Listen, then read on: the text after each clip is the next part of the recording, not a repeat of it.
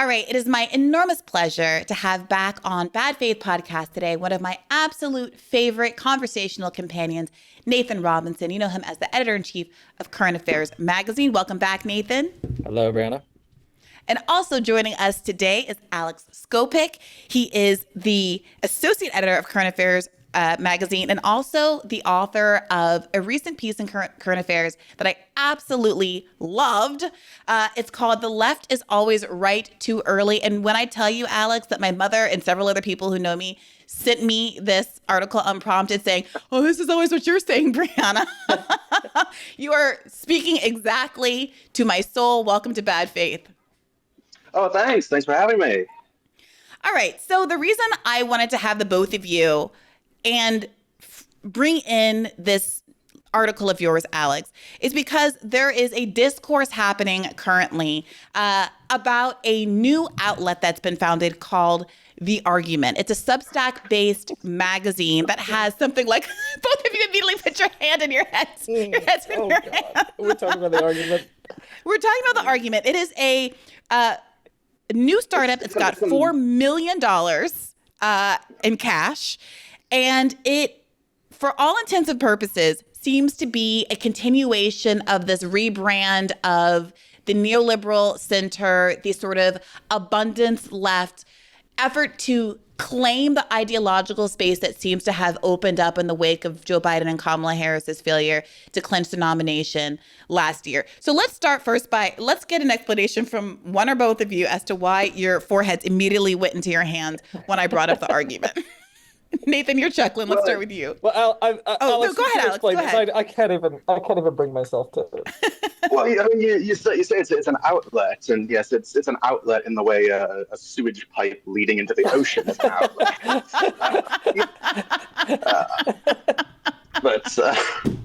Yes, the argument. The argument appears to be that liberalism is great and has been going great so far, and we just need to defend it and make more of it. Which it's an argument, certainly. It's one of the arguments that exists.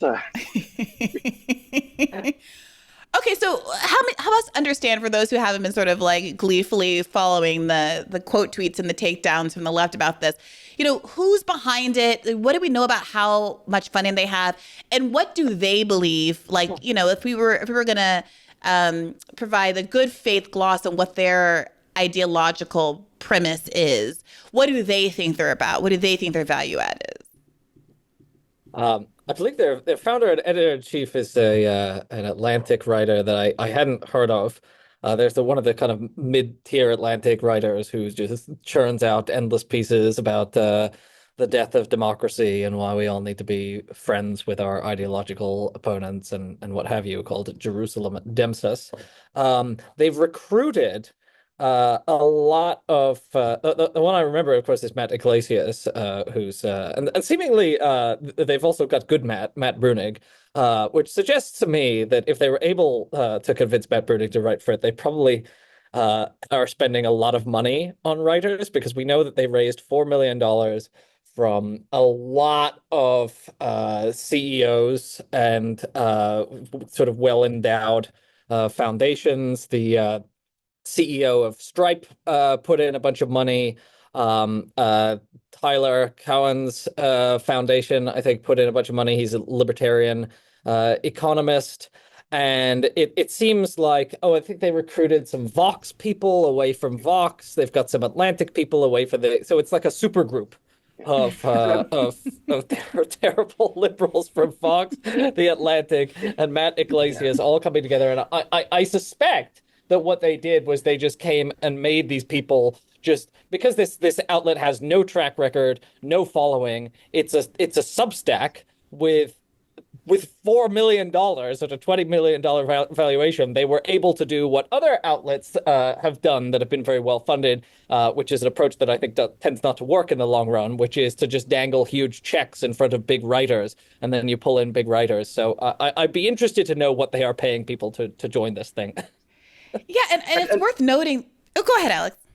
Oh, and I was going to say, just for a sense of the ideological flavor, you know, another one of their writers is called Kelsey Piper, who's a former Vox writer, and I got into a little bit of an argument with her on social media the other day, in which she told me capitalism is great because it gives you individual freedom and reliable home ownership.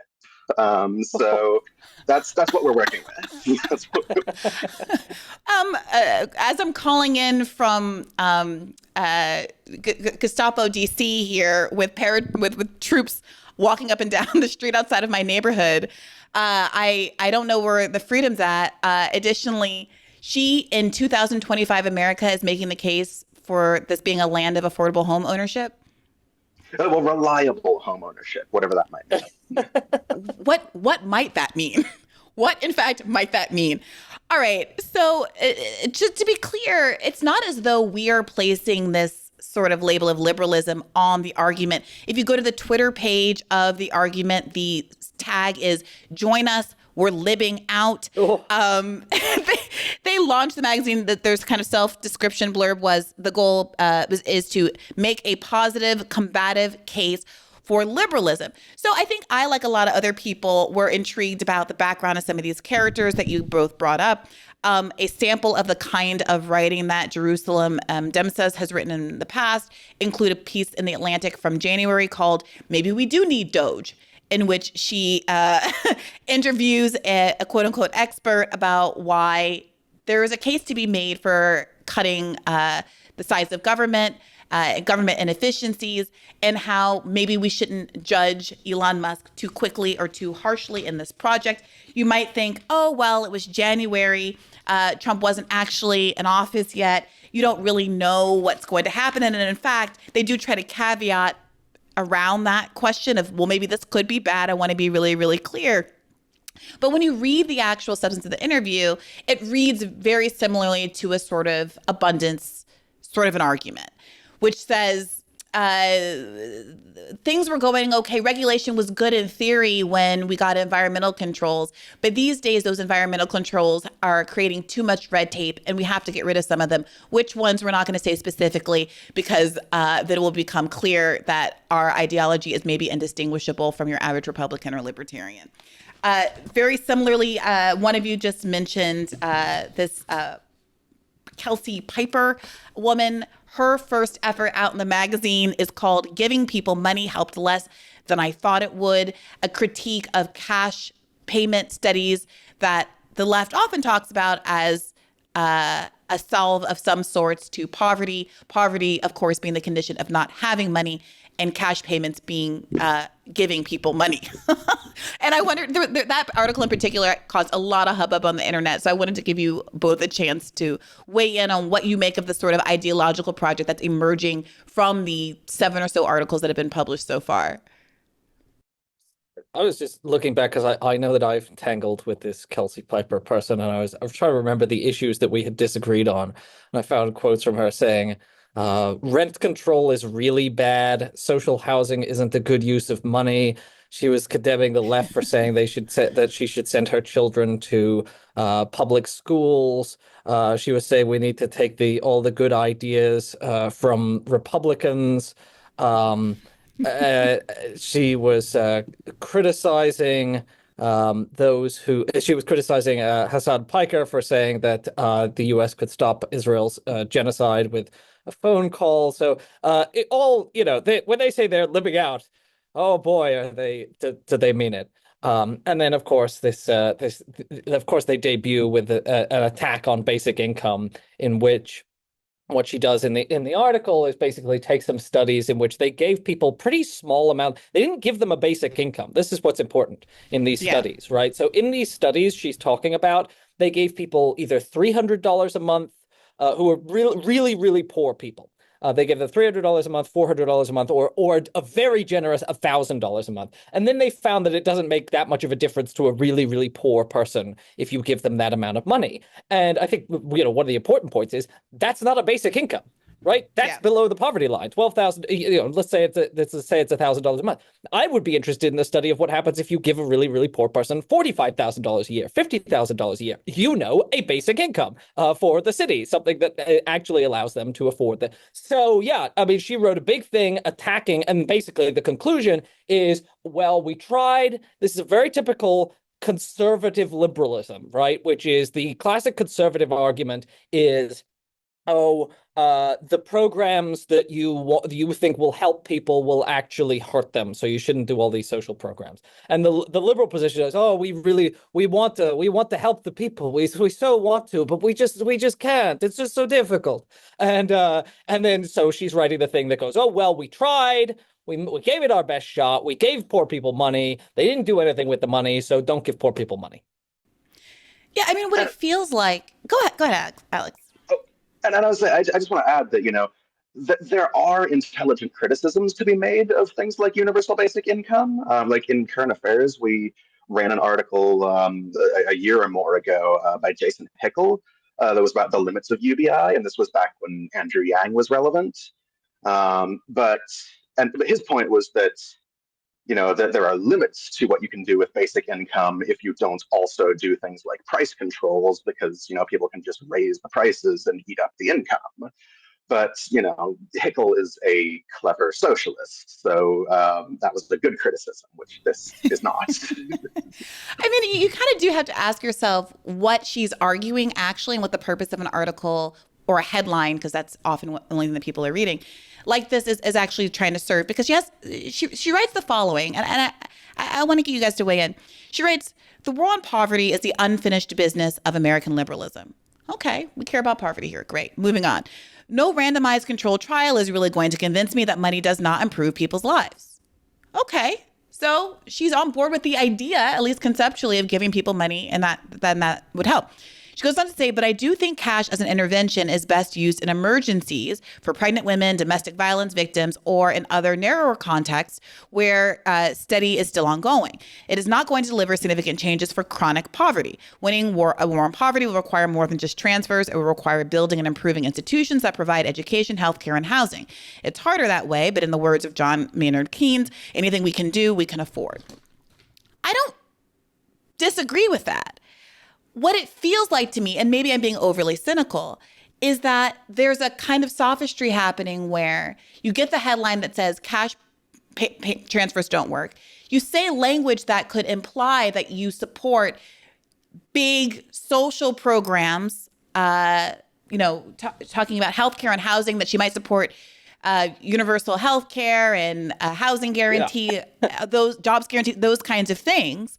But when you read the sum total of what they're arguing for, they're consistently against those kinds of programs, right? So then what does she mean by all of these things? Oh, what she means, this isn't an advertisement for Great Society programs. This is an advertisement for more means testing. Well, why do we always get the article that's the cash transfer? Don't do the cash transfer because it doesn't work. But we never get the article, and I maybe we'll get the article in the argument why we need Medicare for all. But we never get the argument in favor of the big Great Society. Of course, I support all these other things. I'm not going to talk about that. The only thing I'm going to talk about is why you shouldn't give people a basic income, right? And as Alex said, there are arguments for why basic income isn't the best policy, but they are done in the context of advocating the other things. And one of the really, really frustrating things of why this is kind of inherently conservative is that it focuses on attacking the very limited efforts there have been at any anti-poverty reduction. So, and she knows how this is going to be used, right? So we had a pilot program here in Louisiana recently by the Foundation for Guaranteed Income in cooperation with the ACLU, which was kind of a reparations/UBI program where they found people who'd been victims of police violence. They gave them $1,000 a month as a kind of way of simultaneously making amends for the police violence and also giving people who really needed a basic income. And they had very good results from that. And this is going to be used. She knows full well to say that kind of thing is useless, right? And even though that is false, because you could equally well conclude, as I've said, that the amounts of cash are insufficient, right? That's an equally legitimate conclusion from the findings of the studies she cites, is that $12,000 a year is not enough to make a difference. But the way she frames it is cash doesn't make a difference, right? That's how she said, oh, cash doesn't make a difference. Cash doesn't make a difference. Well, maybe it's just not enough cash makes a difference. And that's why we know that this is a conservative framing designed to undermine what limited anti-poverty programs we have. Or even when she does acknowledge, like in the paragraph I just read, that money does improve people's lives, the focus is on giving it to narrower groups of people. Might I even want groups that you might even call the deserving poor? Look, listen to what she says. People, pregnant women, domestic violence victims, et cetera. And if you look at the kind of temple policies that liberals have bragged about over the years, it is stuff like the Violence Against Women's Act. It is these kind of discrete, no one could be mad at it because these people are so vulnerable. The way that in the 2020 election cycle, the Democratic Party made Black maternal mortality rates the be all and end all of their sort of identity politics pitch, and then promptly forgot about it. I haven't heard anything about it in the intervening 5 years, right? So it does feel like a sort of redirection that no one can be mad at because, yes, of course, I don't want Black women to die from pregnancy. Of course, domestic violence victims are especially vulnerable. Of course, pregnant women are especially vulnerable. But it's always in service of increasing hoops, more means testing, and delivery to narrow and narrow segments of the population, which is, of course, very ironic when you then pivot to this abundance version of fixing the government, which involves sort of deregulation. Okay, so I want to means test things harder, but also the problem is how many hoops folks have to jump through to access government programs, which is something that she directly is complaining about, which Jerusalem Desmos is directly complaining about in this Atlantic piece, agreeing with the DOGE project back in January. Well, of course, it's a class thing. They want, and lots of hoops for poor people, no hoops for rich developers. I think that's right. That seems to be it. I mean, so Alex, I want to bring you in here because I thought the end of your piece in particular was really compelling because you start engaging with not just the idea that the left is right before its time, that it's correct on issues before its time. And you don't just contend with this swing that we've seen over the last few weeks, where perhaps because of the gravity of the famine in Gaza or the point of no return nature of the starvation in Gaza, there has been a willingness to say this is bad. We should get food in from even people like Richie Torres and Hillary Clinton, who have been cheerleading Israel's genocide the entire time. But you ask the question, not just why, the left is ahead of schedule and everybody else is late, but why it is that the left is so consistently on time. And you say it's not because we have crystal balls tucked away in our cupboards. It's just the opposite. It's because by and large, socialists and anarchists don't have the inch-thick layer of bullshit covering our eyes that liberals and conservatives do. Walk us through what you think it is that makes leftists so prescient when it comes to anticipating politics. Yeah, well, I mean, I think that sums it up. It's the absence of hard-coded ideological assumptions that make it impossible to just evaluate the material situation in front of you and draw the right conclusions. Yeah, I mean, you go on to say, look, you say there are countless examples of this. Leftists don't believe in personal responsibility for society-wide problems like homelessness. You say we do not believe that job creators bring, quote, innovation and entrepreneurship to the free market, and thus ought to have billions while everyone else has pennies. You say we do not believe, as Joe Biden did, in some nebulous and ineffable thing called the soul of the nation, which can be redeemed through decency. Instead, you write, leftists understand that politics is primarily a struggle for control over wealth and resources. It consists of labor, money, land, power, and violence, not abstract ideals, slogans, and mythologies. The technical term is historical materialism, but it really just means facing material reality without a lot of ideological junk in the way. And if you don't have that, you wind up running down all kinds of blind alleys. It's interesting to me to look at it through that ideological lens because it kind of raises the question, what is the ideological lens that liberalism is adopting. You frame out the kind of the conservative version very nicely here, the personal responsibility, the small government of it all. But what are the liberals actually after? Well, I think when it comes to economics, the liberals really are just conservatives in denial. I mean, they don't disagree that entrepreneurs are important. They don't disagree with the free market as a concept. We've been talking about this article about cash transfers. I mean, there's an ideological assumption there that the people who know best about how to distribute money are not the people who need the money. They don't know what to do. It's the technocrats. Yeah. Nathan, I wonder, when you look at how much reach this journal, I don't want to call it it's a Substack. The Substack has gotten in the last few days. I mean, it's people like John We're Favreau. A magazine. Don't you dare call them a magazine, because we're in print. We work very hard to produce an actual magazine, and $4 million in a Substack does not make you a magazine. Indeed, and yet with like very little, I mean, the Twitter account has fewer than 8,000 followers as I look at it right now. And yet it was retweeted by, John Favreau of Pod Save America, for instance. And this kind of what felt like, I read it to me as a sort of one of those begrudging tweets that you have to do when someone DMs something to your inbox, like, hey, can you retweet this for me? Where it sounds like he didn't even like listen to the video or really know what he's like, this looks great, something like that. But nonetheless, they clearly have the power to get out there and to your point, hire some pretty significant names, including the one good Matt.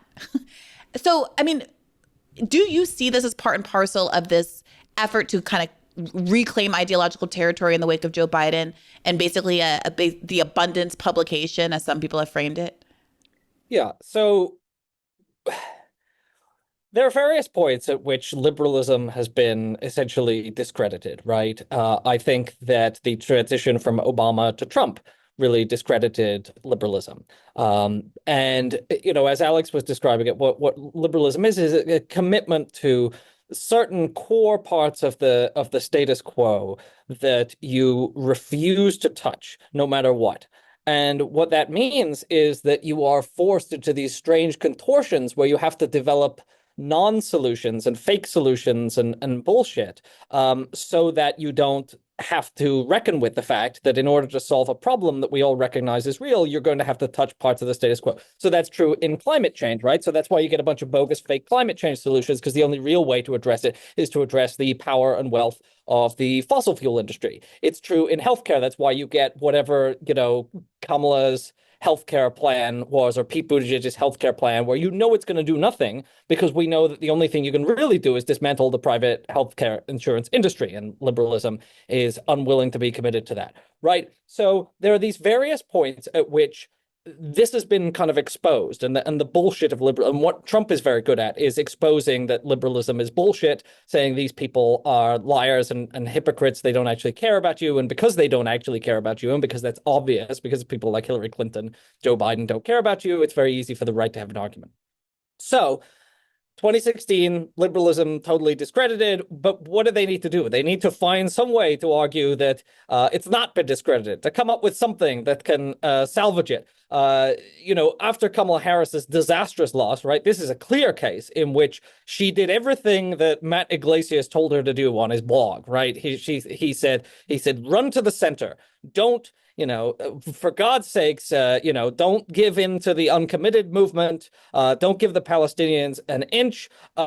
Make sure, let Uber write your economic policy, run everything by them, and make sure that you don't do anything. And so she ran on vacuous platitudes, and she lost because people don't like vacuous platitudes. Well, because, as I say, liberalism cannot, it is incapable of saying, all right, well, we need to abandon our commitment to these fixed pieces of the status quo. It has to rebrand, right? So this is what you see Pete Buttigieg doing in real time, where he's like, well, how do I keep my commitment to the status quo, but look like I'm not doing it? Well, one way is growing a beard.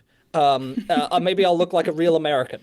And then, he after his terrible answer on Israel. More than half of Senate Democrats just voted to oppose the sale of over $500 million worth of U.S. bombs and guns to Israel. A lot of them are longtime supporters of Israel. Would you have voted to oppose sending those weapons? I think we need to insist that if American taxpayer funding is going to weaponry that is going to Israel, that is not going to things that shock the conscience. And look, we see images every day that shock the conscience.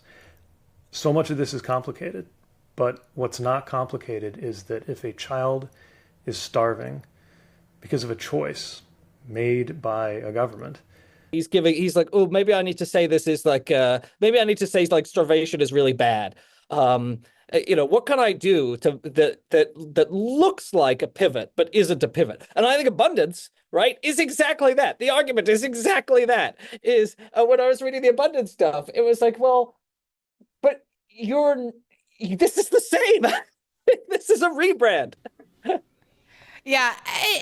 Go ahead, Alex. Well, and I would also just add that with the abundance thing, to even call it an argument is giving it too much credit, because it barely is one. I mean, the argument, as far as I can tell, is we ought to remove red tape and make it easy to build. They never say what should be built. They never say who should do the building. They never say who should own the things once they're built. It's completely devoid of concrete specifics. It's just a vague cloud of squid ink. Yeah, I think that's been really telling. I mean, the abundance people have been posturing as the serious people in the room, the Ezra Kleins, all of them. They insist that none of their critics have read the book and the criticisms aren't substantive. But you're completely right, Alex. They refuse to be specific about which programs get cut. They've got to do this bait and switch, as you described, Nathan, where, it's like we're liberals, so we want good things to happen. So we have to sort of nod to the idea that, of course, we believe in climate change. Of course, it's bad if we dump toxic waste in the oceans. Of course, it's good to have the EPA. But also we have to acknowledge, because we have serious hats on and we're like the adults in the room, that sometimes if you require cars not to dump toxic chemicals into the air, then you can't put you can't put a house with children in it next to the highway. Like, and if you want more housing, sometimes you got to put the children in a house where they're breathing toxic chemicals next to the highway. You can't have it both ways. When you can't have it both ways, right? And they're not willing to have the courage to even say, this is the consequence I'm willing to live with, when that is, of course, the underlying consequence of some of the deregulatory programs that they would support, or this kind of tiptoeing around OSHA. They say in the abundance book, you used to be able to build faster before OSHA. Okay. Do you think there shouldn't be workplace protections for workers? Like, do you think we should get rid of OSHA? Yes or no? Do you know what I mean? Go ahead. Well, no, we have evidence that they do think there shouldn't be workplace protections for workers, because one of the big abundance guys, Josh Barrow, had that article that abundance will require fighting labor unions. Yeah. One of their favorite politicians, Marie Gluesenkamp Perez, or Gluey as we affectionately call her. Did the whole thing about why contractors and builders shouldn't be required to have the safer circular saws that don't cut off your fingers because they have the sensors in them. It's nothing theoretical about it. They do want fewer labor protections. So how afraid are you that this is going to work? I know that Current Affairs recently posted a fantastic piece on why Gavin Newsom is not your friend. You've been on the ball with the Buttigieg takedowns for years now, and yet these figures haven't gone away. And because of Gavin Newsom's recent sort of adoption of a sort of troll persona on Twitter, he's being perceived as like successfully taking down Donald Trump. I think there's been a surge in excitement around the possibility of his long anticipated 2028 presidential run. So I guess the question is, why do you think people are still falling for this? And do you think this rebrand is going to work once again? Yeah, I mean the Newsom thing is, I mean it's just like Pete Buttigieg's beard, right? It's like, you know, a change in affect, a change in style. You know, how can we be the, or like a Beto O'Rourke skateboard, or you know, what can we do to look cool and rebellious and in touch with, or John Fetterman's hoodies, right? Like Yeah. how can we With the cursing. Jasmine and the Crockett cursing. swearing. Yeah. Marie Yglesias Perez, she swears all the time, right? All the profiles about her notice she's got a real foul mouth, you know, like a regular person, and she owns like an auto body shop, or you know, and she owns it. She doesn't work at it, but she owns it, so that makes her a normal person. So you're gonna see all these efforts, and I think they're certainly going to work insofar as if there's no credible left alternative in the Democratic primary, one of these people will be the Democratic nominee in 2028, because there's not going to be an alternative, right? So we're going to get Pete Buttigieg, or we're going to get Gavin Newsom, or maybe Kamala Harris will run again. I don't think they are going to, in the long run, succeed in beating back the American right. Because I think one of the things that has been exposed is because they don't have real solutions to anything, because they are self-interested liars and hypocrites.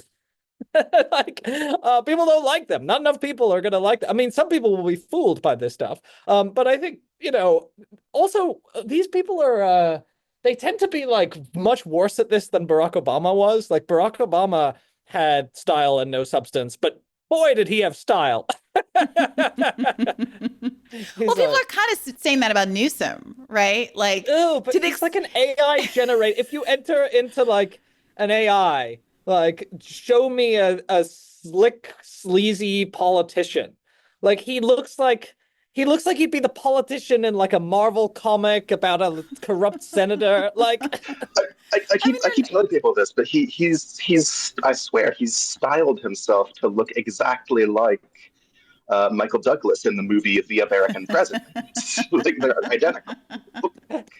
Okay, but that was okay. What I was gonna say, that's a good movie. Then I have to check myself, because you do remember like the plot of that was this is the one with Warren Beatty's wife. Sorry, what's her name? Sorry, that's a terrible way for me to say. Annette Bening. It's Annette Bening, right?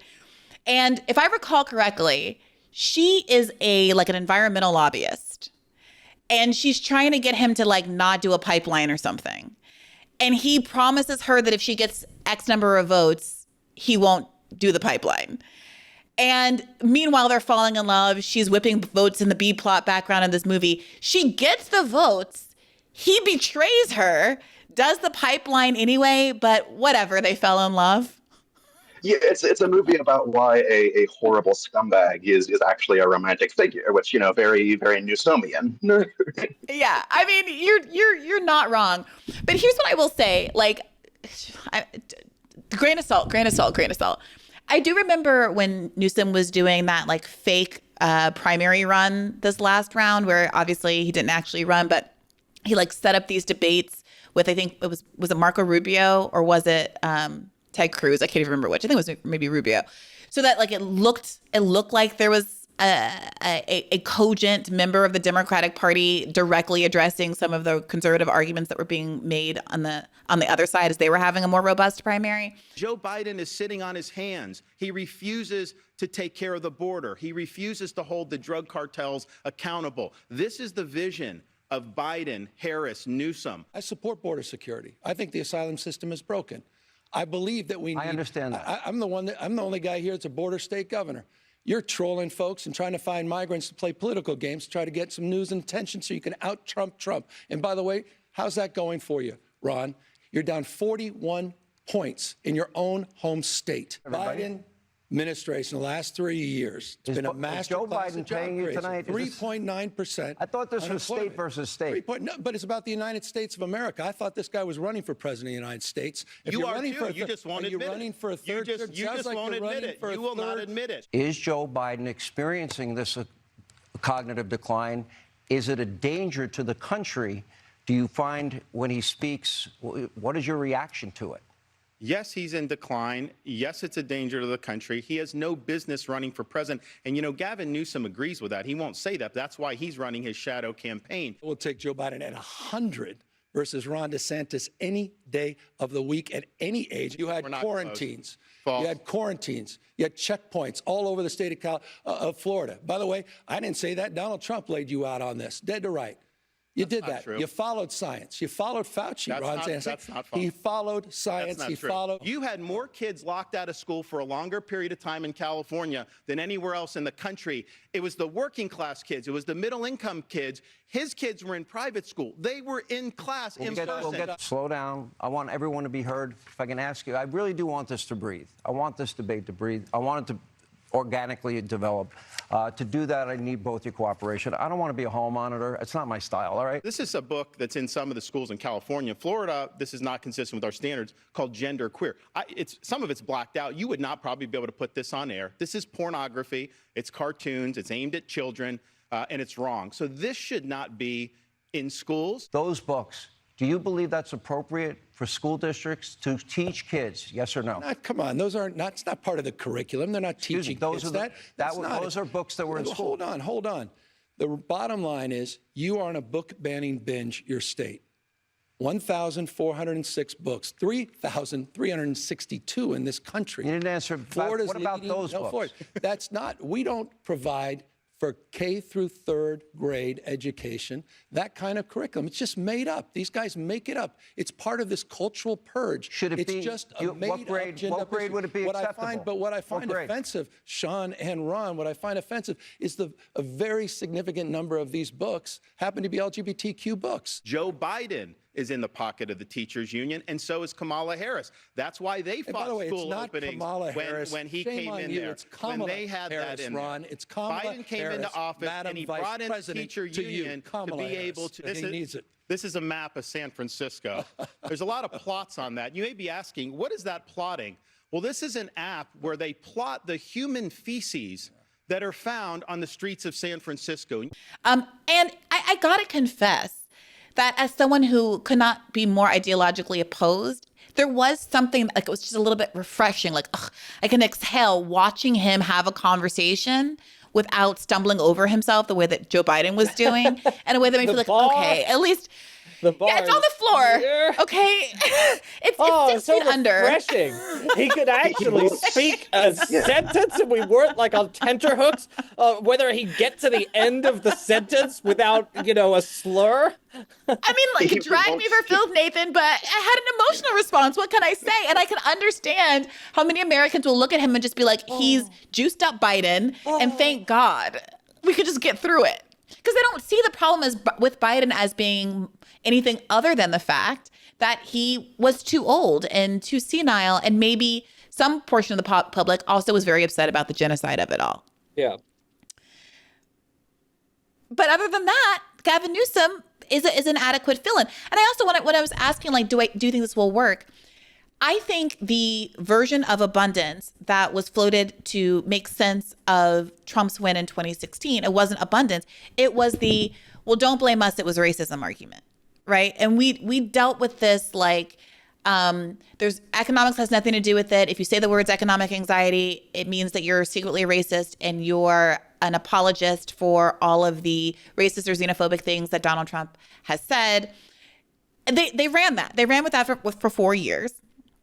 And the fact that they are choosing a different tack this time around suggests to me that there was some acknowledgement that that line of argument wasn't sufficient to get people back onto the Democratic Party plantation after Biden's lost this time.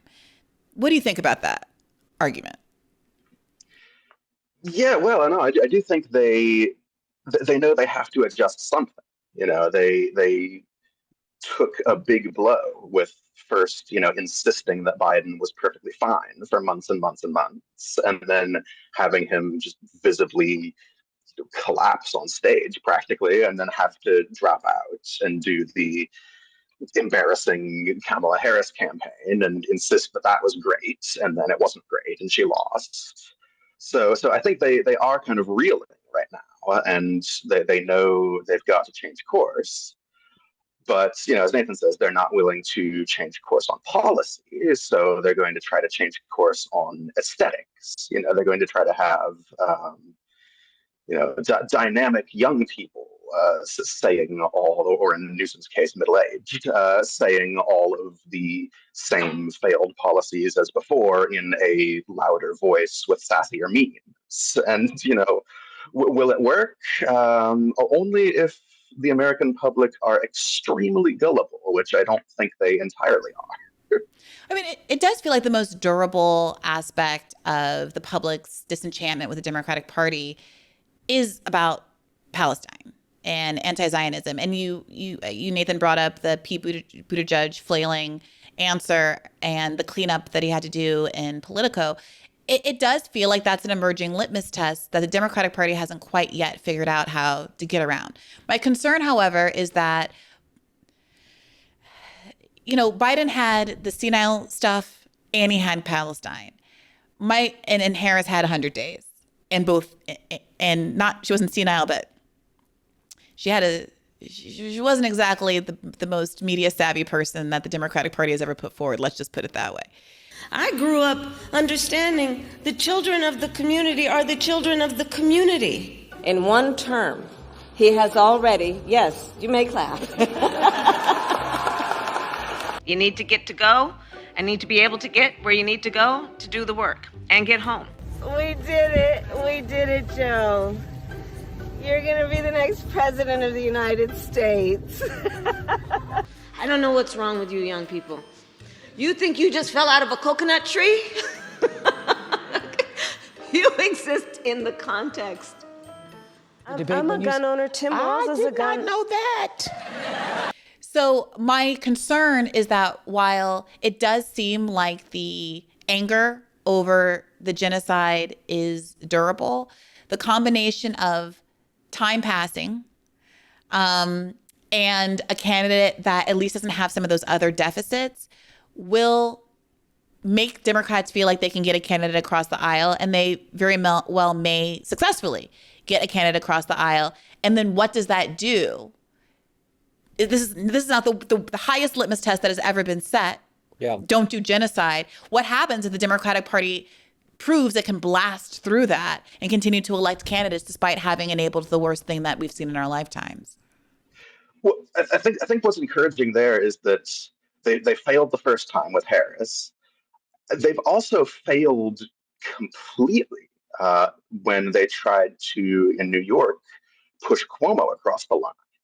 Yeah. And he was, he had unique liabilities because of, all the, molestation. But all the usual suspects, the Clintons, Clyburn, they all got behind him. They put infinite money behind him.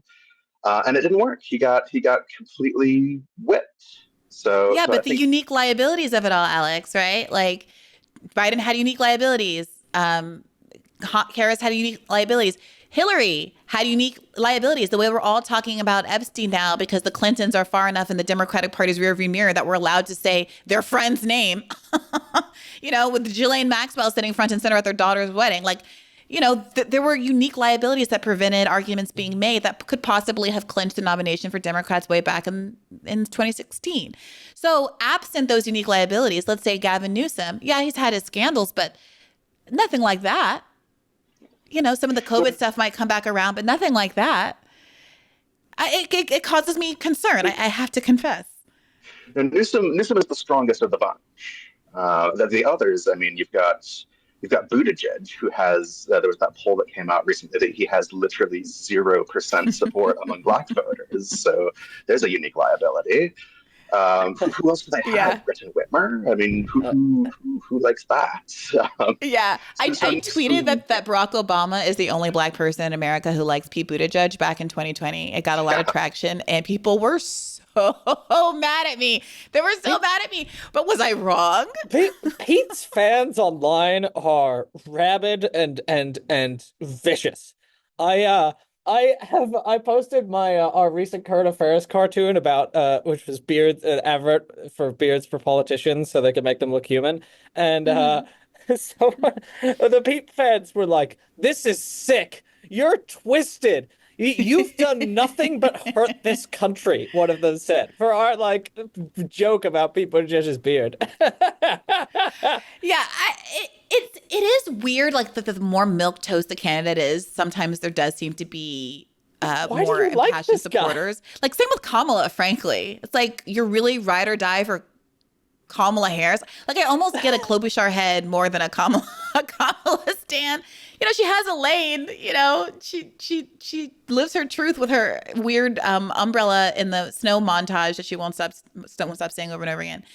But so go ahead. I didn't mean to interrupt. Sorry, just to go back to Newsom for a second. I will also say that Newsom, seems to be showing signs of having terrible political instincts when he gets outside the California context and has to try to be a national politician. I mean, you remember how the exact moment when everybody was starting to turn on Trump too and hate Trump, he decided that a great idea would be to host a podcast with a bunch of Trump figures and say how much he agrees with them. So I think he will crumble. Also, all they have to do is say, all the right has to do in the race, the matchup against Gavin Newsom is say, do you want America to look like California, where nobody can afford to live? And he doesn't really have a good response to like, oh, but nobody can afford to live in your state. Like, which is also the abundance argument, by the way. The so-called liberal abundance argument completely throws California under the bus. Yeah. Yeah. I agree. I want to broaden this out just a little bit because I mean, as I was, going through these materials, I found myself thinking about the liberals in my life and the conversations I've had with the parents of boyfriends and random, most people in my personal friendships and like professional life are left. But then you go one tier out and you're talking to people one generation up and you're encountering this wall of ideology that mirrors this stuff exactly, right? And this is also class inflected, to be sure. But it does feel like the battle has to be as much against the Atlantics and the Voxes and the arguments as it is against the ideology itself, because they all sound the same because it feels like they're consuming the same content, the same New York Times, the same content. And that feels like an overwhelming project in and of itself as left media actors, because to your point, Nathan, we're contending with a $4 million cash inflection to support a Substack with a handful of writers who are basically regurgitating the same talking points that they repeated at Vox or the Atlantic or whatever hellhole they climbed out of. And Brianna, I think, to get very serious here, you when you look at Vox and the Atlantic and The Argument and Matt Yglasias, I have a piece I'm trying to write right now. Tentative title is The Clowns Aren't Funny Anymore, because I used to enjoy laughing at people like Matt Yglasias and Noah Smith. I mean, now those people's function, if we just go back to Gaza, is to cover up and deny the most serious genocide of our time. Like, the destruction of Palestine, the killing of tens of thousands of children in the most gruesome and violent ways. I mean, really actively evil stuff. So when you say these publications have to be fought just like we fight the right, one of the key reasons for that is the Gaza genocide is a genocide that, forget Israel, is really a genocide perpetrated by Biden and Trump, right? Who funded it, who supported it, who lied about it, who protected Israel at the UN Security Council, who faked a peace process, suggesting that they were trying to achieve a ceasefire when we know all the time they were funneling weapons for the genocide, all the time they knew there was a genocide happening and they covered it up, who could stop the genocide at any moment. Yeah, I mean, it's Israel, but really, this is the worst crime against humanity right now, unfolding in our time, is a partnership of American liberals and American conservatives. And people like Matt Yglasias, who's been very clear that he doesn't give a shit about Palestine. He doesn't think it's a cause worth believing in. He doesn't care whether all of the Palestinians are wiped out. And that's true of probably pretty much everyone who writes for The Argument. They certainly, they range from either actively supporting the extermination of Palestine to being so indifferent to it that they just go, oh, that's not my issue, I don't write about it. So that's why it has to be fought equally, because the Atlantic and the Trump administration, Trump's Gaza Riviera versus the Atlantic's like, oh, we lament this, but also keep sending the weapons. Like, both of these are different flavors of a genocidal policy and ideology. To really put a fine point on it, Matt Yglasias has done some version of like, why are people mad about Palestine? People are only mad about Palestine because they use it as a political cudgel. I understand. He tweeted once, I remember that he was like, I understand why Rashida Tlaib cares, but why does everybody else care? He seems incapable of believing that people are motivated by morality. And this is part of what I was trying to get at when I was... Well, it's foreign to him. He doesn't grasp what morality is. I mean, it really does feel that way. Alex, when you were talking, when you really summarized at the end of your piece, what sort of the right-wing sort of ideological framing is, personal responsibility, job creators bring innovation, entrepreneurship lifts the free market, lifts all boats, all that sort of thing. It would also cause me to reflect on what's driving the left. And there's a conversation in the Jerusalem Desmas, should we agree with the DOGE people piece? Or no, that's too generous. We should agree with the DOGE people piece. Where she is, they're like kind of debating like, big government versus small government, like what is our project? Like, should we be... It is true that polls show that most, I think this is how they open it actually. It is true that most polls show that 75% of Democrats want government to be bigger. Yeah, here it is. While 75% of Democrats tell Pew that they prefer a bigger government, providing more services, fewer than a quarter of Republicans say the same. And I remember reading that and I was like, that misses the point a little bit. Because if you asked me, do I want the government to be bigger?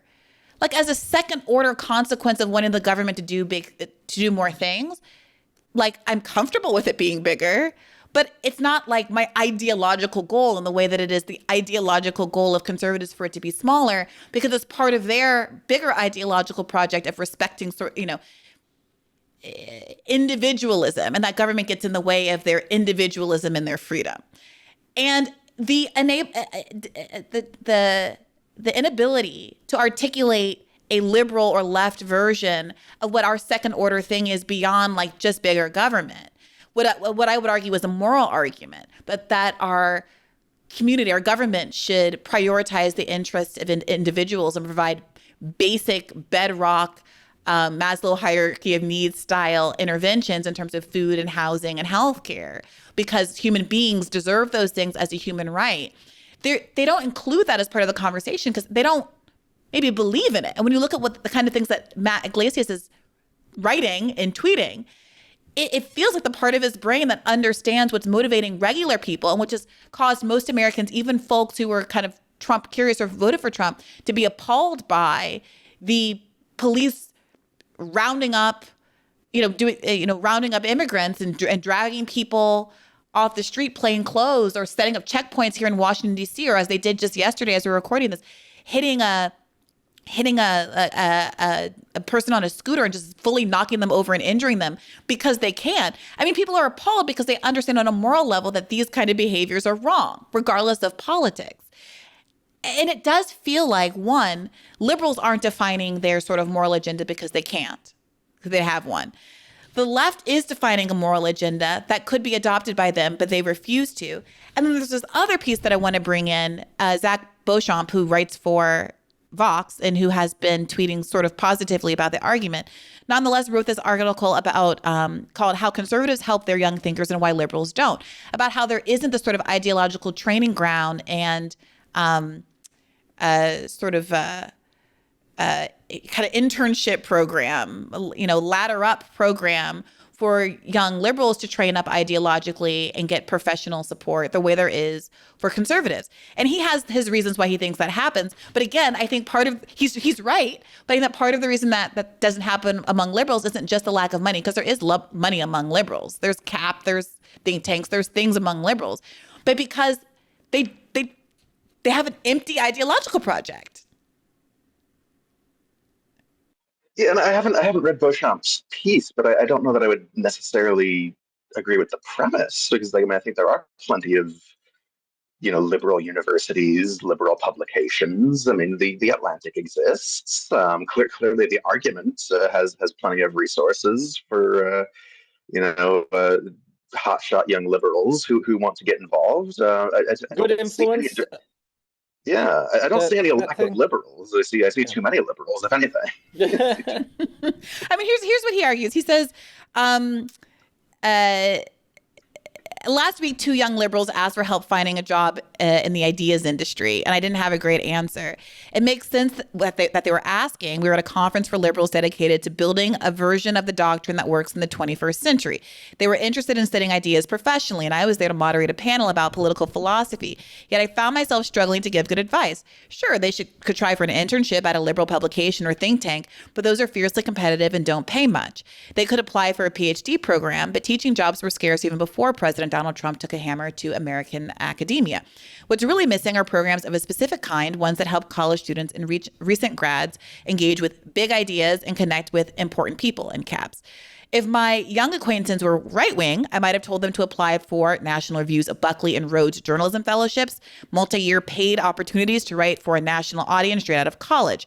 For a lesser commitment, they could have tried for the Claremont Institute's Publis Fellowship, a 3-week program where you receive $1,500, a $700, a $700 travel stipend, free housing, paid meals, and an opportunity to study with some of the most influential and radical figures of the Trump era.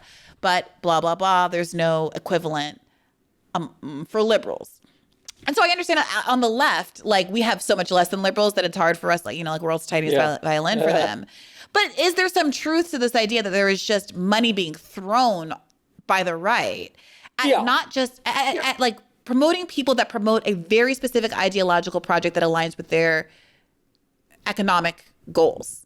Well, Brianna, you went to law school like I did. You remember FedSoc, the way that very early on in your legal career, they would, take you by the arm and bring you into the Federalist Society and set you up on your... They had free Chipotle. They had the most money. They had the best food because they had so much money.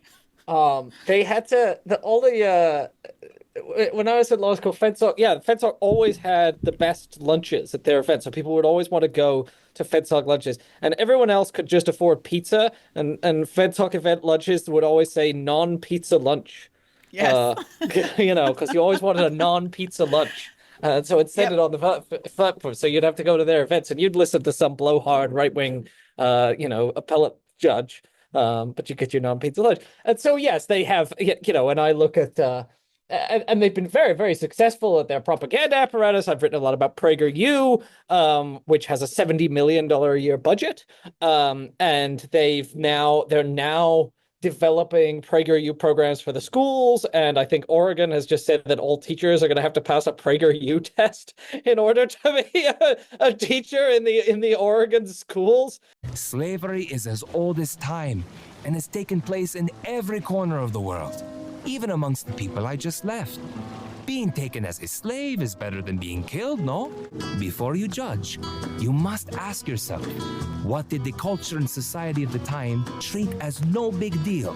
Your ideological litmus test. So it is true that compared to that, I mean, at law school, it was obvious that the liberal equivalent of the Federalist Society is the American Constitution Society, ACS, and it's nothing like it. I mean, it really is not that same kind of. And I do think part of that is that if the right has a very, very clear mission, like a really, really clear mission. I think it would be easier for leftists than liberals to put together an equivalent or counterpart to that right-wing apparatus.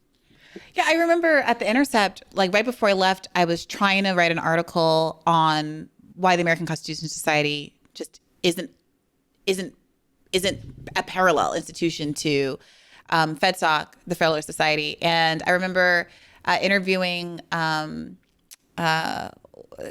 Congressmember Sheldon Whitehouse about it, because he's really involved with ACS and spoke to some people at ACS as well.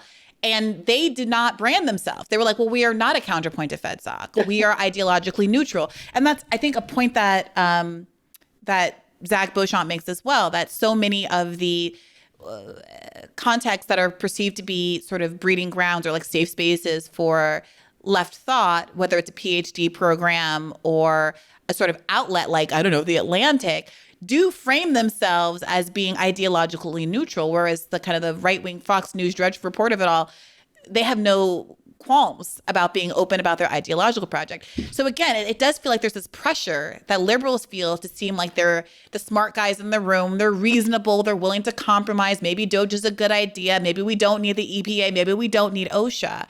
And the lesson that they should have been learning for Trump, maybe, and the lesson that they should be learning from Zohran Mamdani is to go in the hard in the paint for on these like so-called polarizing issues, but you get your base motivated behind you. And also you end up doing the work of persuasion because you're perceived as being so committed to a moral and ideological project, like genocide is bad.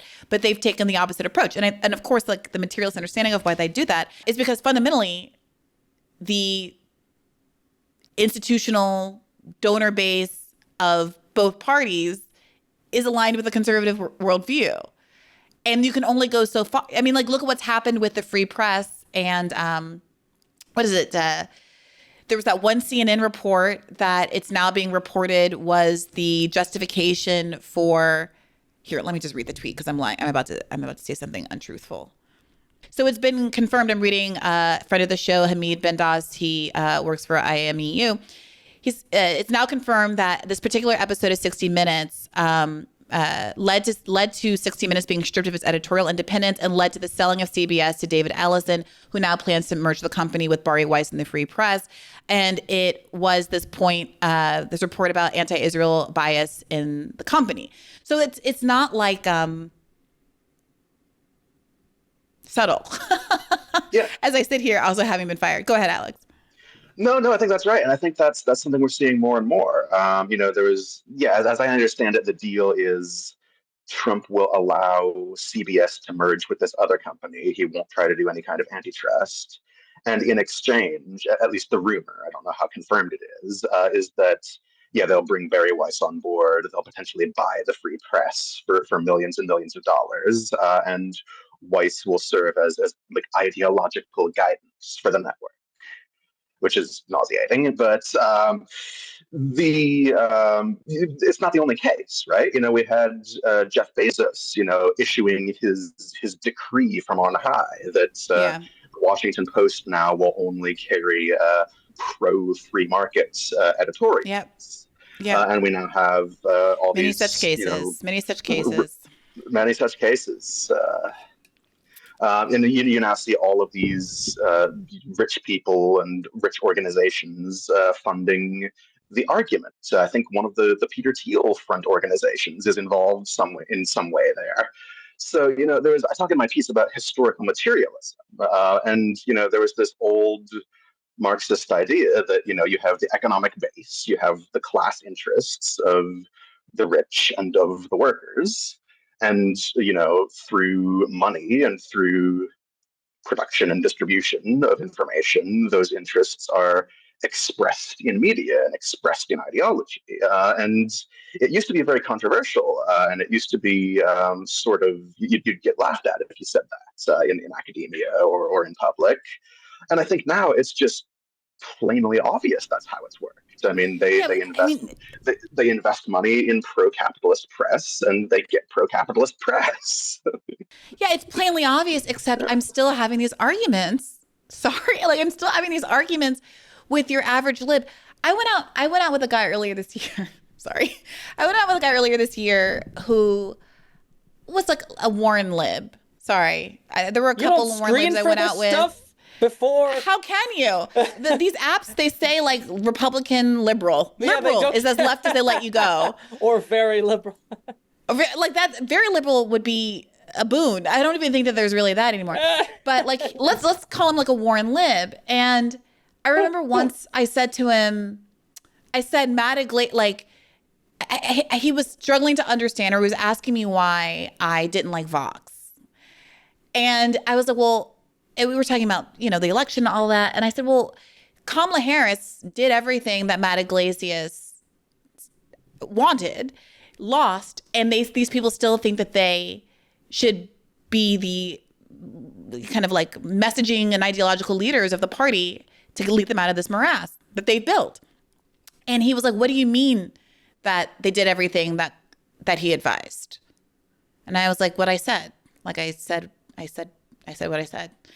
And it was like completely foreign to him. This idea that like, do you remember when like Matt Yglesias was brought in by the Biden administration? Like they're literally brought in to sit at these tables to give advice. And every headline from Matt Yglesias gets, reflected in the policy priorities of these centrist candidacies and administrations. And this person who's a well-read, very intelligent person fundamentally was so like lib magazine pilled that he was not aware of, he did not see the criticism of Matt Yglesias. There was no sort of framing that we're all aware of all the things they've gotten wrong. Or like you've done so beautifully in your article, Alex, where the first half of it is you just like going through point by point, showing the headlines of folks like who? Give me some examples. The kind of like David Brooks types. Go ahead. The one that really jumps out to me is Jonathan Chait's article where he said, let me find the actual title. He said, you said the race is close because Harris is running a brilliant campaign. Yeah. Was Jonathan Chait in October of 2024. Stop complaining. The centrism is working. The centrism is working. The centrism is working. And as I say, he was wrong on 3 points.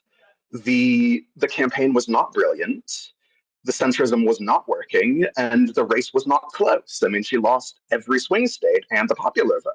So, yeah, you talked about the original sin people, like kind of announcing this as like a revelation when we all knew back in 2020 when even Julian Castro's on the debate stage, like, dude, you can't even remember what you said 2 minutes ago. You talk about the Chapo Trap House folks joking about, Biden's incoherence. Can we give credit here to current affairs editor-at-large Yasmin Nair, who wrote a great piece in August 2024 called Kamala Harris Will Lose. And she laid out all of the reasons, all of the things that, as we've indicated, John Chait was totally in denial about. And, she completely vindicated. 100%.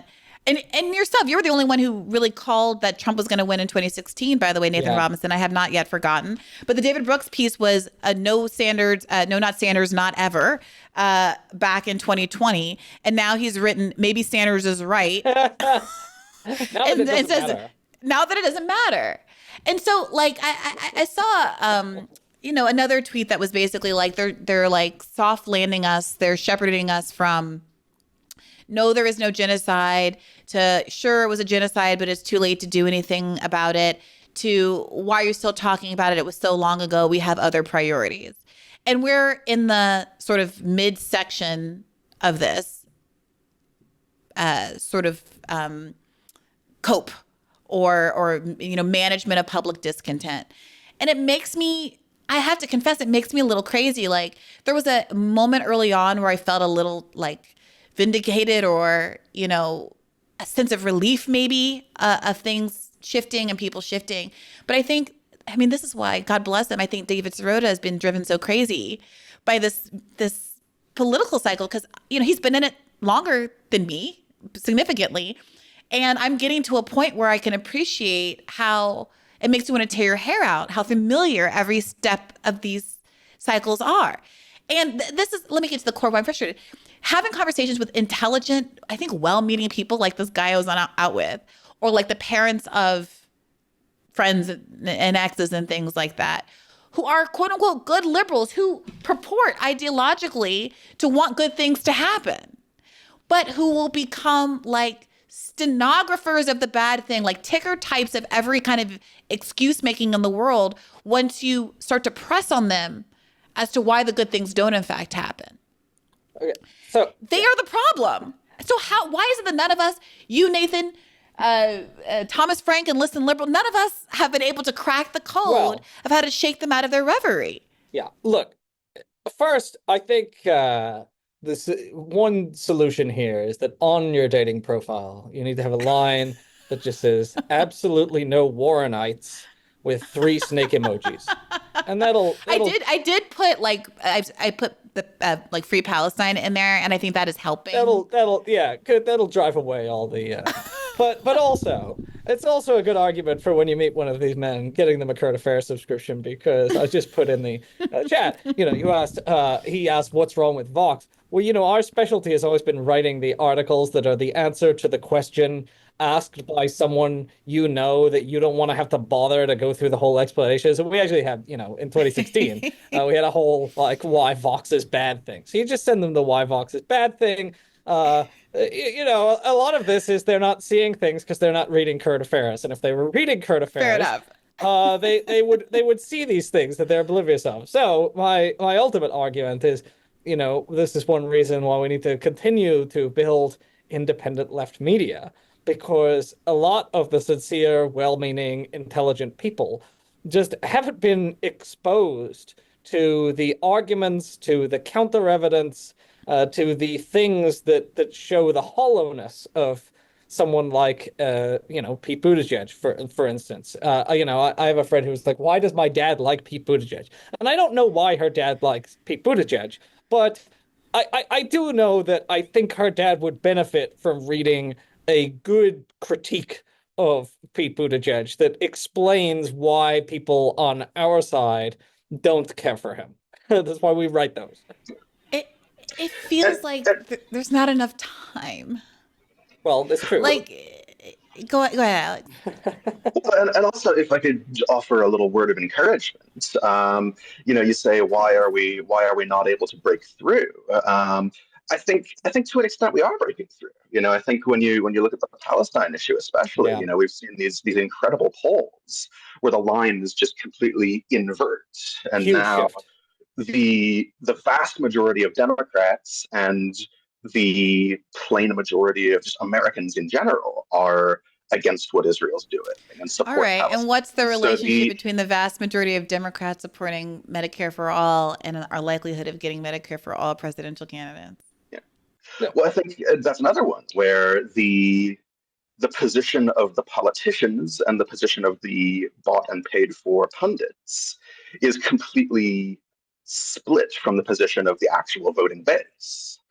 And I think we're increasingly seeing, with Harris's loss and with Mamdani's surge, that split play out, that people aren't buying the media narratives anymore. And I think right now, this kind of centrist corporate liberalism is in the weakest spot it's been in decades. And it's, kind of like a cornered animal lashing out. And that's why we see the argument.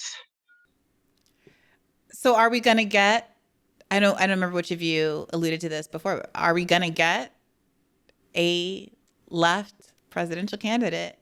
Unclear. We're going to get a socialist mayor of New York. That's kind of exciting. We may well get that, but are we going to get a left presidential candidate in 2028? I think president is hard to call at this point because we're 3 years away from it. Wait a minute. Yeah. If we wanted one as a left, don't you think 3 years away from it is exactly the time to be talking about who that candidate would be? Well, one of the big wild cards, of course, is if AOC runs or not. She may. Well, or she may, let's talk about AOC. Is tirelessly? I'm not trying to be funny. I'm really not trying to be glib. Is tirelessly working for a ceasefire AOC the anti-genocide candidate that is going to mobilize the left? Because I'm telling you right now today, I'm not voting for AOC. I'm not. I'm not giving money to AOC. I'm not door knocking for AOC. Yeah. I'm not voting for AOC. I think, like you say, the tirelessly working thing is pretty much disqualifying to me as well. And I think there are certainly better candidates. I think El Sayed in Michigan. We just interviewed him, and he's incredibly impressive. But there's a question. Who else is there? Or do we do? You know, I don't know who the Sadly, candidate Mamdani would is be. constitutionally ineligible, but Yeah, Mamdani can't do it. the hope is that people are going to rise. You know, Mamdani came out of for nowhere multiple within reasons. a few months. Because he's not old enough. Oh, I guess he will be old enough by then. But also, I know he's not born here. But this is part of the Zach Beauchamp of it all, right? Like, who's cultivating the talent? I mean, when Stacey Abrams loses her races in Georgia, she gets a nice little 6-figure job at CAP, and they just put her on ice until the next time they want to trot her out, right? Like, that's what happens. Yeah. And I remember Ryan Grimm talking about this when we were at The Intercept, when you had some of these lefty candidates. There was this woman who ran in Delaware, a Black young mother, I want to say queer woman, who was really interesting back in, I want to say 2018. Sorry, her name has escaped me. But like, I remember talking about that at the time and him being like, yeah, it's like a bummer. Like, our people don't get book deals. There's nothing to support them. And oftentimes our people running are working class, and they really do need some kind of cash influx after suspending their life and losing their like working class job to run this like kind of people-centered campaign. And we just don't have the landing pads for folks like that. And I think he was trying to get her some kind of like book deal, but like, it's bleak. It's bleak. And the left isn't even willing to, and I was in this exact, people who listen to the show know, 4 years ago, I was having this exact conversation, imploring the left to try to at least do the thought experiment of who they would like to run. Like a draft, whomever sort of a campaign. And there was so much infighting about, you know, which person was going to be the best and yada, yada, yada, that we got to a point where it was like, oh, well, there is no left candidate. And then it became this conversation about pushing Biden to the left based on no leverage whatsoever, and about how it was really our fault, actually, for Donald Trump being president because he was the only option. And of course, hashtag Trump is worse. And I see us doing it again. It's so clearly going to happen again. Well, the other encouraging thing though there is, as Nathan says, you know, new people can show up and surprise you. You know, I'm thinking about the UK situation right now, where you've got Corbyn and Zara Sultana, and you know, 3 years ago nobody had a clue who Zara Sultana was, but she's now co-leader of a party.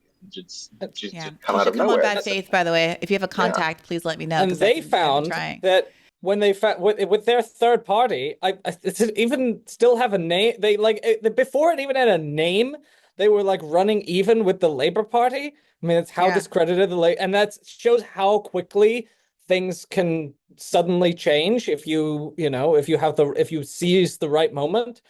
So I do think the one encouraging thing. Look, we don't have any obvious person in mind who could be a solid left presidential candidate in 2028.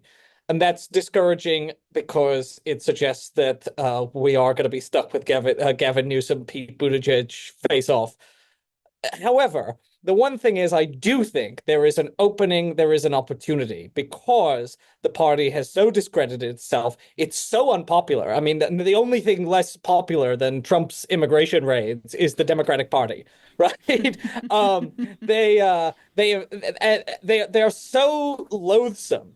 They have been, they've been complicit in the worst crime against humanity of our time, as I keep emphasizing, right? Their last president perpetrated a genocide.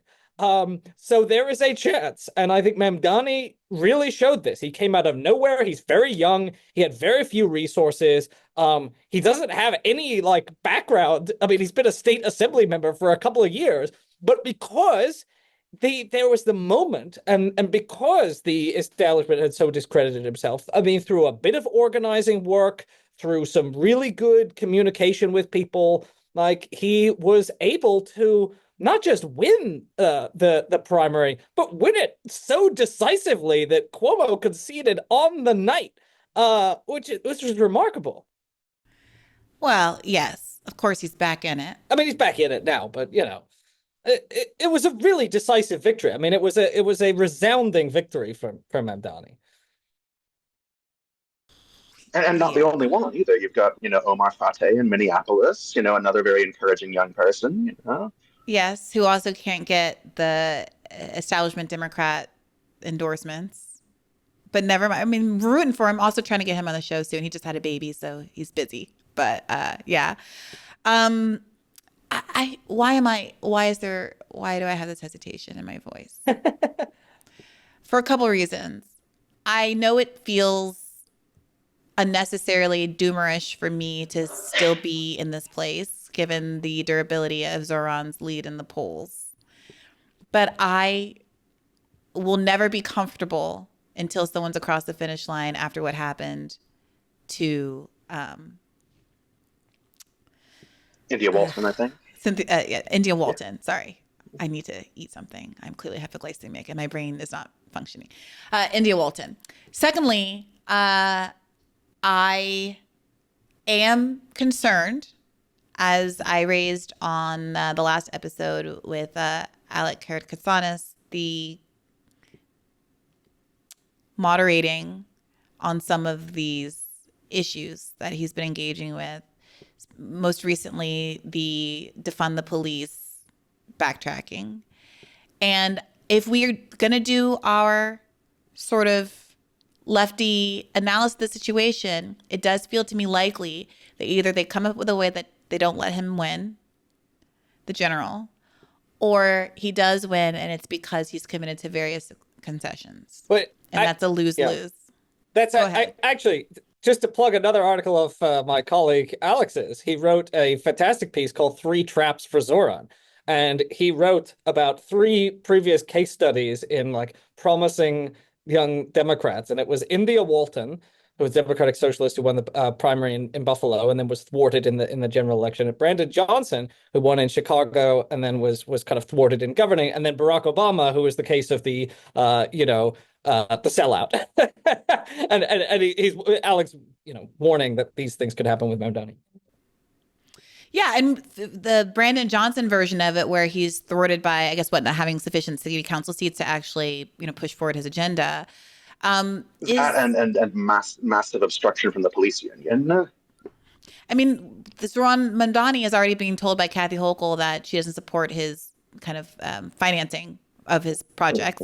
And we all know that the NYPD hated de Blasio with a passion of 1,000 suns, and de Blasio didn't really do anything,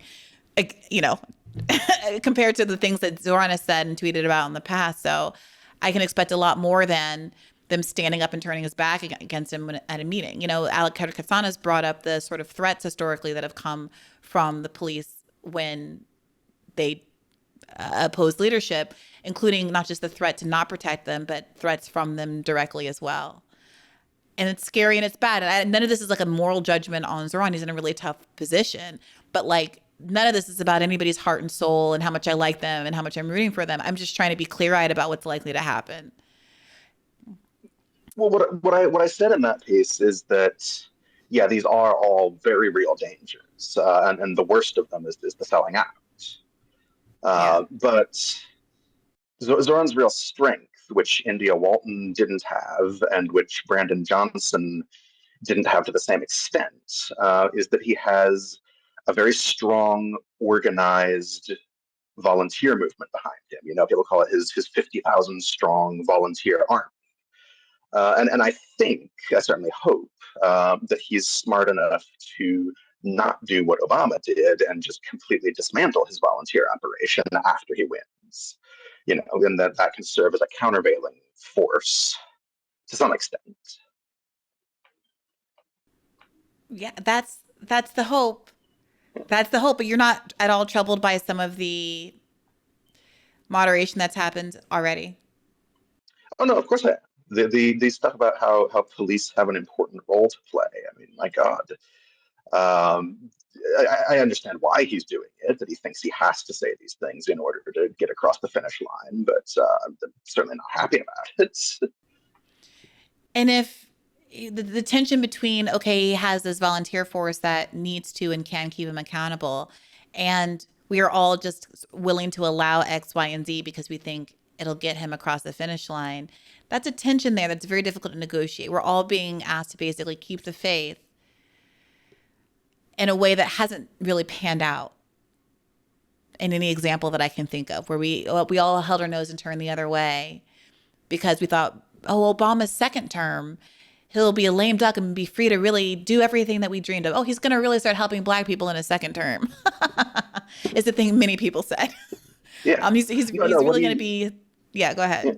No, what he's got to understand is that, you didn't make the movement. The movement made you. And if you fall short, we will replace you. But will they, or will it be like all of the AOC acolytes? Speaking of people, the left is right too early. Okay, I have some of the same kind of criticisms of the sort of establishment half of the left media ecosystem and politicos who are only now kind of tirelessly fighting or whatever, willing to be critical of AOC. I gotta say, 4 years later, after I feel like she demonstrated her susceptibility to being railroaded into an establishment politic, it also does feel very frustrating that parts of the left are overly devoted to boosting the candidates and getting a sort of shine off of having winning candidates in their roster, as opposed to feeling like their job is to hold them accountable. Can I also just we've mentioned this tirelessly working for a ceasefire line a couple of times. Can I just take this opportunity to emphasize just why that was so uniquely heinous and horrible? Which is that AOC said during the Democratic National Convention, when she was giving her support to Kamala Harris, she said, and Kamala is working tirelessly towards a ceasefire in Gaza. That wasn't true. I wrote a whole article for Foreign Policy magazine about how the Biden administration actually thwarted a ceasefire from beginning to end. Kamala Harris never criticized that. The evidence is she was totally on board with the policy. She never broke from Biden. But the reason what AOC did there was so uniquely terrible was not just that it was helping Kamala Harris cover up her own complicity in a genocide, which is bad enough. But I recently... one of the founders of the Uncommitted movement was here in New Orleans talking at Netroots Nation, and said actually that the Uncommitted movement, which was getting lots of people to vote uncommitted in the primaries for Biden because of the genocide, she said they were the friends of the Democratic Party, essentially, because what they were trying to do was warn the Democrats that unless they changed their Gaza policy, they would lose the election. And it was like a friendly warning. It was like, we're going to do this in the primary, not the general election, because we want to give you an opportunity to get better. We're like flashing the signs. So what they were trying to do at that very moment was get the Democratic Party to make concessions on Gaza, to get Biden and Harris to change their policy, to stop supporting a genocide, right? And AOC, as the kind of leading representative of the young millennial left, was in a unique position to exact real concessions because she knew that Kamala Harris needed her endorsement. AOC's endorsement mattered a lot. And so what AOC would have said was, I will not, under any circumstances, support you, Kamala Harris, unless you give in to the demands of the Uncommitted movement. You put a Palestinian speaker on that stage, you meet with the Gazan families, you commit to an arms embargo, and you lay out what your policy on Israel-Palestine will be. And unless you do that, unless you break with this genocide, you won't get my endorsement. And AOC didn't do that. And so it's not only like the immorality of lying, but it's literally like foregoing an opportunity, a unique opportunity that she had as a person because of her power to potentially affect the course of an ongoing genocide. Very well said, Nathan. Very well said. I think it's worthwhile to lay it out like that. I do. And not to be that person, but that unwillingness to use your leverage when you have it, when you have very little else, to be honest, given how few elected progressives there are in the United States, is similarly why force the vote was the first indicator for so many people. Sorry. It's literally true. And the stakes, the argument, this is funny. This is something that comes up again in the We Should Do DOGE piece. The Jerusalem and the woman she's interviewing, Jennifer Polka, are doing the dance where they say, well, should we get rid of the filibuster? Should the left should do more the way that Trump is doing more, but then we risk that Republicans can do even more, and isn't good that they have constraints on them. Okay, yeah, but it's different for liberals because we want government to do good things, and when they just want government to stop. So there's an asymmetry of obstructionism. Like if we hold things up, then people don't get Social Security checks. If they hold things up, they don't care that people don't get Social Security checks. So the left always has to bend the knee is basically the argument. But the beauty of Force the Vote was that there was no policy. There was no policy on the table.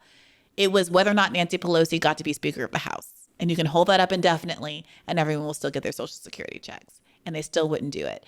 And I will go into my effing grave arguing that it was clear as day what these folks were made of at that moment. And their unwillingness, even when there were no stakes, to even be a minor inconvenience for the Democratic Party, set the stage for them delivering voters to a genocidal party at a time where we were in the peak of mass slaughter, at a time when the mass starvation that's happening right now could have been averted. And I personally will not be forgetting that. And the folks on the left that, ran cover for her into this day, scoff and roll their eyes at the idea that they should have been held accountable at any point prior to the Democratic National Convention in 2024. That's all I'll say about that. I'm realizing that we never actually played the intro video that the argument put out advertising what it was all about. Did you guys catch that? Oh, God, Brianna, you're not going to subject us to this, are you? Well, a little bit. I mean, we can just play clips earlier in the episode where it's, it's kind of naturally coming up in conversation what their ethos is. But there's a part of me that does want to get you to respond directly to at least a minute or two of Jerusalem Demsos's pitch here. Have you watched it? Yeah. For my sins, yes. No. For your sins? No. Nathan, you're coming to this raw? Yeah, I haven't seen that. Why? No. Okay, well now I have to. Now I have to subject. I know I have to subject you to it. Liberals used to stand for things.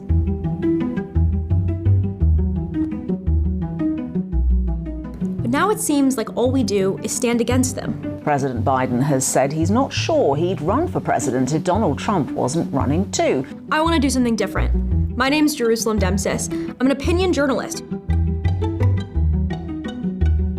I'm launching a new media company called The Argument. We're not just gonna explain, we're gonna persuade. We're not just gonna diagnose the problem, we're gonna fight for the solutions. But let's rewind. In 1955, the conservative public intellectual William F. Buckley said that conservatism stands athwart history, yelling stop. But when I look around at the political landscape today, it's not conservatives I mainly see yelling stop. It's liberals. Pushback against offshore wind projects. We want to stop it. A majority of residents in the Hacienda Heights community say they are against these housing plans. We don't want this here. Liberals find ourselves feeling like the world is moving too quickly. Like we can't even get a handle on everything that's going on. Like, dear God, please, just make it stop. The examples of liberals saying stop is that liberals are against offshore wind projects and building homeless shelters.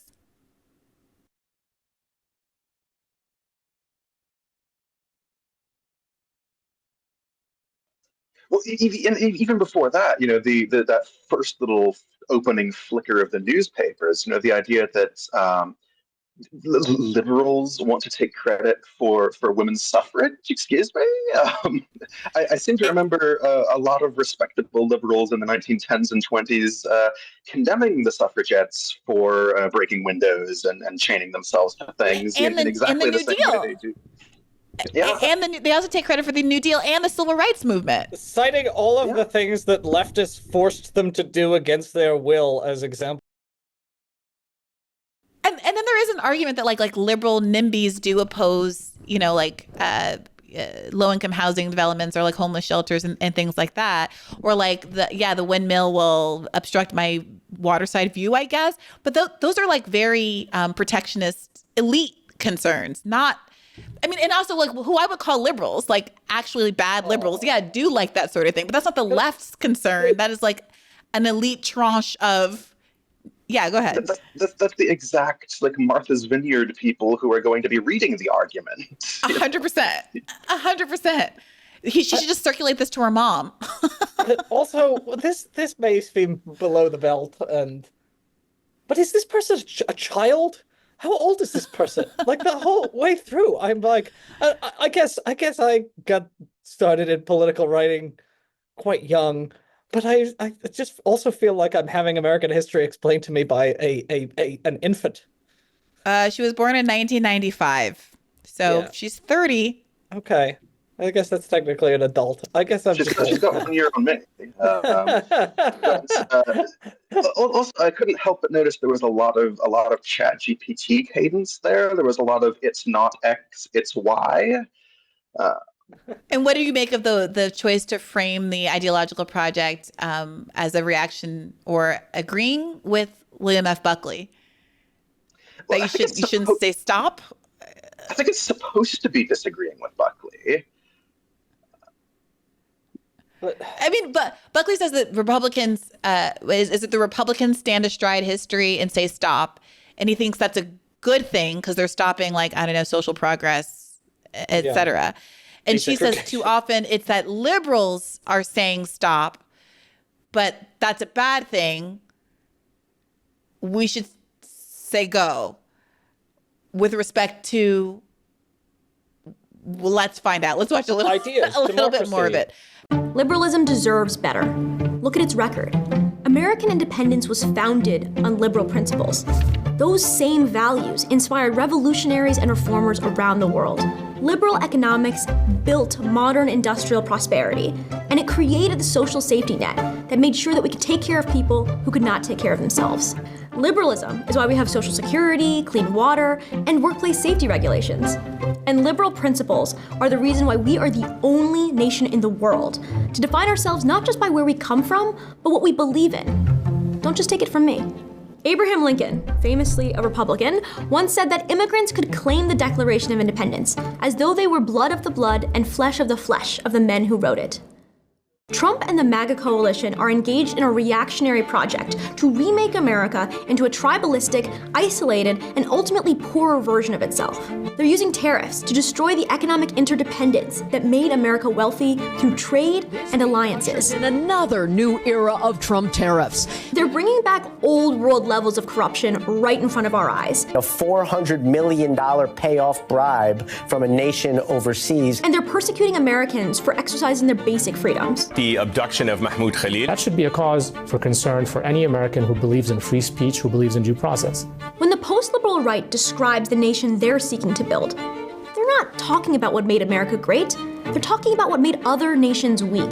They think the circumstances of your birth should determine your destiny.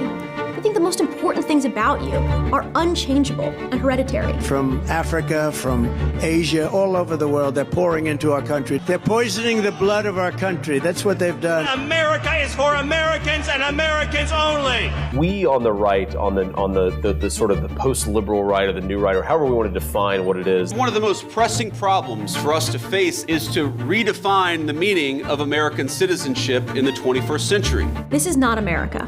And the post-liberal left is little better. We are raising tariffs on about $18 billion worth of Chinese imports. President Biden is taking this action today to defend America's workers. They reject the fact that many people in this country simply disagree with them. And they look down on the hard, unglamorous work of building a pluralistic society. But if liberals are going to win this fight, they've got to stop just being umpires and radio announcers. They've got to get ready to play. It's one thing to point out that AI could lead to mass unemployment, or that things have gotten way too expensive, or that young men and women just seem to hate each other. It's another, much harder thing to argue for policies and for change that could make all of this better. Because it's when you move from analysis to argument, from diagnosis to persuasion, that's when the real change happens. It's also when people get mad at you, which, we don't care. Every week on our podcast and every day on our newsletter, we're going to bring together self-described liberals, libertarians, conservatives, and socialists. I won't agree with everyone we publish, but we will only publish people who are committed to seeking truth from facts and stopping a liberalism from destroying this country. The whole thing feels like it's trying to appeal to some disaffected Obama to Trump voter. The whole thing feels like Lincoln was a Republican, and he had these shared ideals that we have, which is a Republican argument where they try to claim Lincoln all the time. Or, the founding fathers are great, and America lives by its values. It defines itself by its values. Sure. The one that really struck out to me was, similar to the suffrage thing, trying to claim liberalism was responsible for workplace protections. No, I'm sorry. That was militant trade unions and communists. Yeah, and free trade did the social safety net capitalism built a social safety net. But I'm also struck by the fact that we to our shame, but because we have to do research on the enemy, have a subscription to the Atlantic magazine, and so we get it every month. And this is just all the same shit that I see in the Atlantic every month. Lincoln is great, democracy is great. Whatever happened to liberalism? Trump is destroying the foundations of the founding fathers' legacy. It's just this same narrative. This is the entire Atlantic narrative of American politics. Whatever happened to decency? And we already have the Atlantic. Why is this Atlantic writer going and making a new thing when we already have a publication that says all of these things? Yeah, well, I think it's because there's this rehabilitation project. If on some level there is an acknowledgement that the Atlantic was there publishing pieces like the centrism is working actually, and it failed, then you have to at least have the vibe of doing something new. What is it? All the polls are showing that people are liking the Bernie and the AOC oligarchy tours because they just like active, like the idea that someone is acting against Donald Trump. And all of the establishment pundits keep framing the popularity of Bernie Sanders and to a lesser extent AOC as, it's not about the message, it's the fact that they're just doing something. Clearly, their takeaway is we just got to look busy. And it seems like looking busy is what the argument is actually all about. People just need motion and color, no substance. Yeah, it's like putting your dog down in front of Bluey. All right. Thank you, gentlemen, for joining me here today. I apologize for subjecting you to just a little snippet of how the argument is pitching itself. Why do you come here, Nathan? For camaraderie, validation, and good chatter. If you weren't so charming and fun. I'll take it. I'll take it, Nathan. Where can people find more of you on the internet and beyond? If this wasn't enough of me and Alex, we're both at the same place. We're at currentaffairs.org. And then you should go to currentaffairs.org/subscribe because we give all the content away for free with no advertising. So we don't actually have a viable business model unless you subscribe to the print magazine. So no $4 million of Peter Thiel funding for you? We do not have $4 million of Peter Thiel funding. They don't give you money if you say things that are true. So. Indeed. Alex, is there any other place you live on the internet, Twitter handles, et cetera, you want to advertise, books, any other place that you write? No, I'm like Nathan says, I'm at currentaffairs.org, usually about once a week. I'm publishing something. I am regrettably on Twitter, just at Alex Skopic, spelled like my name. I occasionally write for other places, but you can find those. Just I'm Googleable. Amazing. All right. Thanks to you both. I wanted to do a little discourse discussion today. I don't know why I was particularly demoralized by this, but you are making me feel a little bit better about it. And I'm really grateful that Current Affairs is out there offering counterweight to all of these horrible publications that are being innovated on the daily. I do think that the argument thing is kind of doomed. Unless the rich people keep funneling money into it, there's a model. I gave a talk at Netroots here last weekend about how to keep a media outlet alive, because we've done this for 10 years. And we've seen a couple of very high-profile failures, like The Messenger, with Jimmy Finkelstein's thing where he put $300 million into it, The Outline, where they had a huge amount of money behind. Often these places that have a bunch of money behind them, they just hire a bunch of high-profile writers. They're paying them a ton of money. Their outlays every month are just huge, and then they can't build any kind of real audience beyond the like 10 people that are already reading Vox and the Atlantic articles. So why would they want another one? So it's unless the CEO of Stripe just wants to keep this alive as a charity project, I don't see much of a future for it. But that's literally what they do. And as we've seen with the free press getting sort of absorbed into the CBS machine, that's the point. Isn't for it to be profitable, and that's what we're up against. So I do genuinely appreciate Current Affairs. If you guys haven't already subscribed and haven't physically handled a hard copy, you should get one. It's a really beautiful magazine with really beautiful illustrations and real artists who are paid well to make really beautiful things. It's humorous. You might not understand the level of or the volume of sort of cartoons and like creative and fun and gaming content, fake advertisements, that sort of thing, if you've never picked up a hard copy. So how much is a subscription to Current Affairs? Well, there are different ways you can subscribe. We actually have free hardship subscriptions for our digital edition for people who can't afford it.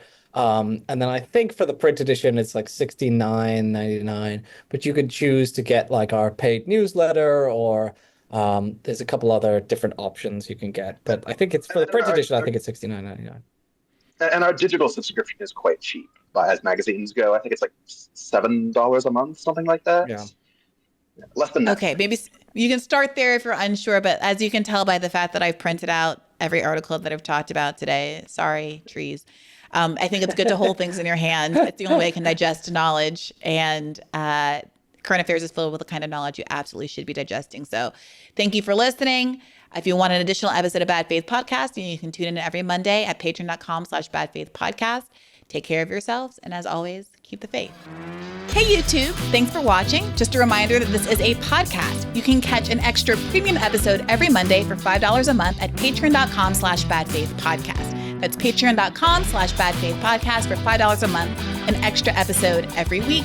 Additionally, please do consider liking this video, subscribing to this channel. It helps us out. It helps independent media beat the algorithm. We appreciate you, and as always, keep the faith.